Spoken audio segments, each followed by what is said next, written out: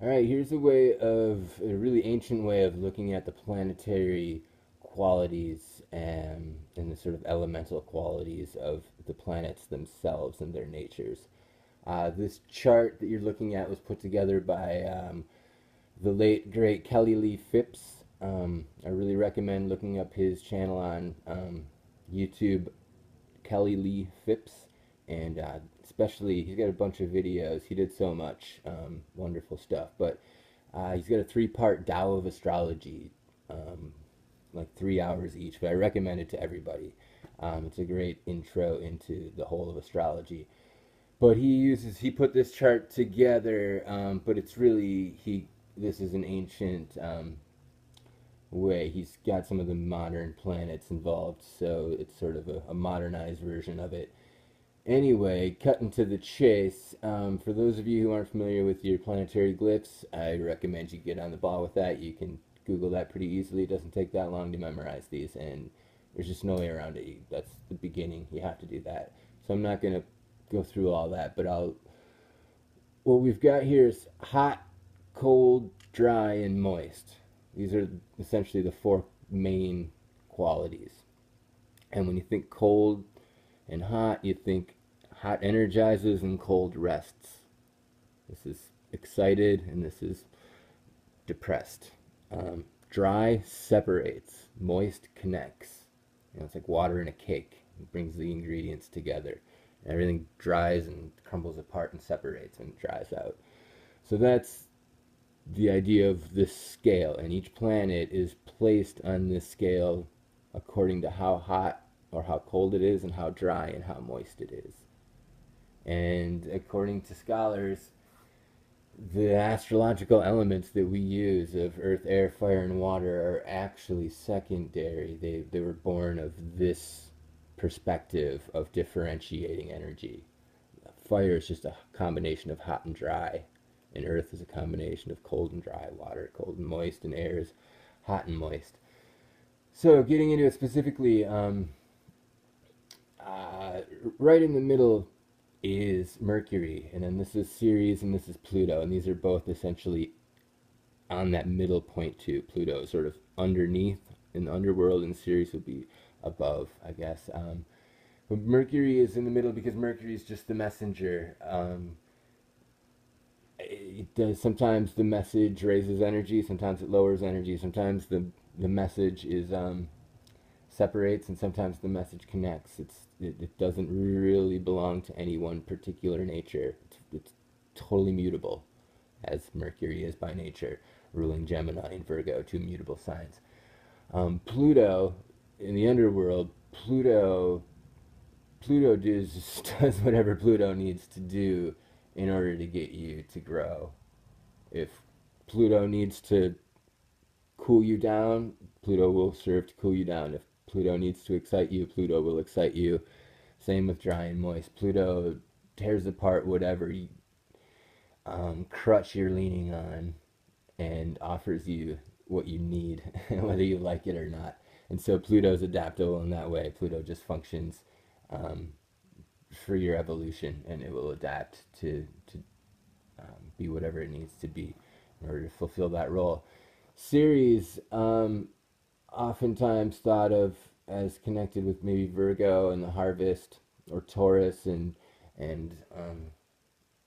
farming and growing in general.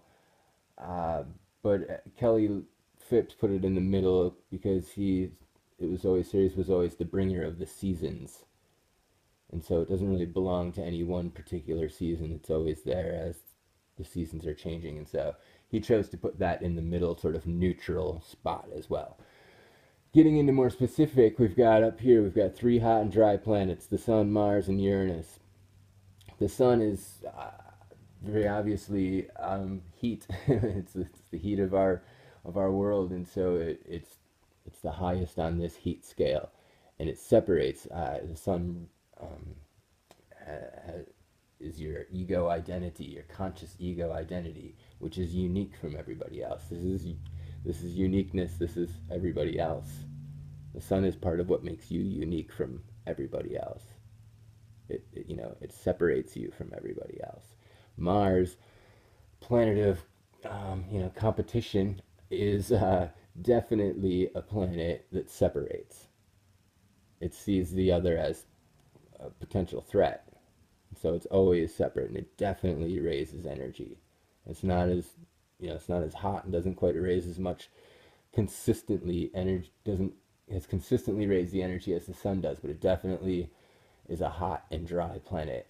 Uranus, also an energizer, but not so consistently, but it definitely raises the energy, and it definitely has everything to do with your most authentic individuality, your own interpersonal genius that's unique from everybody else, totally separates you, and it's definitely an electric, um, energizing planet. This is Chiron, another one of the newer discoveries, along with Ceres, discovered in 1977. So it's new to all of this, but Kelly chose to put it on the line because sometimes Chiron is a bit like Pluto, and it's here to serve growth and as a bigger picture perspective. And if it needs to lower your energy to do that, it will serve to do that. If it needs to raise your energy to do that, it will do that. But it has to do with a very unique individual.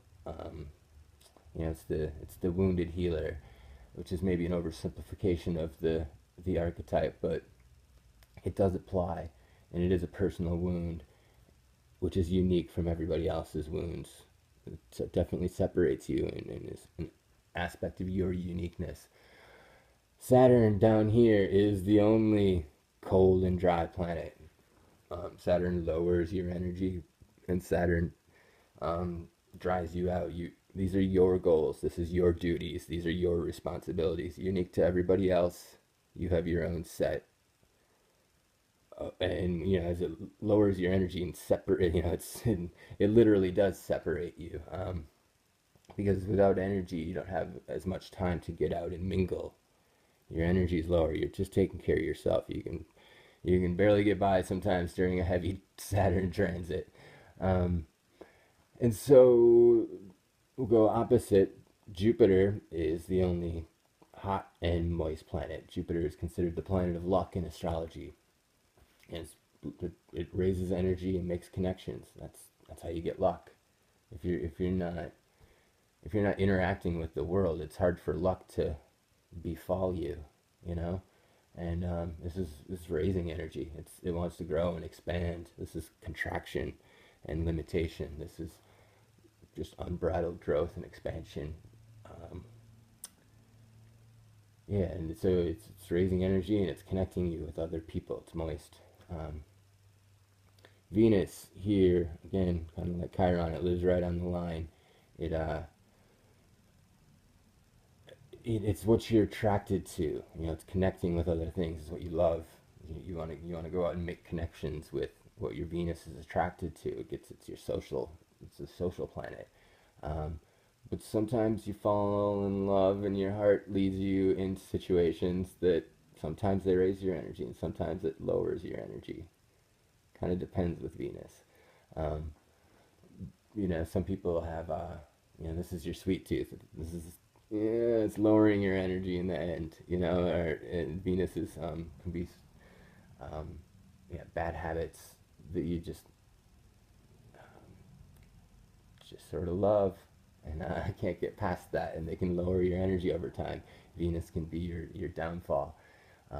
Addicted to money, Venus can be addicted to money, and that can lower your energy. If you get different it's your values. If you value different things, and your Venus manages to value different things, that can really raise your energy. Um, Now we've got down here the two, and the cold lowers energy, and moist makes connections, is the two planets of sleep and dreams, really, and emotions, and sympathy, and so the moon and Neptune, they're both associated with sleep and rest, and they both very obviously fit in the cold with that. But the moon is your nurturing, it's the mother. You're making connections with people by caring for them and caring about them. And Neptune is like the universal sense of compassion for everybody. You're feeling everybody. you know. But they aren't energetic signs, very yin, very inward energies. And so yeah, there's your basic intro into the ancient qualities and elements of the planets. And when you start getting into especially medical astrology, this becomes really important when you start understanding the combinations of planets and how they're working with each other and working against each other and against you or with you. But yeah, there you go. I hope you appreciate that. And I, for one, am very grateful to Kelly Lee Phipps for bringing this chart into my consciousness. So I hope you go check out his channel and his work. I love it. So take care. Peace.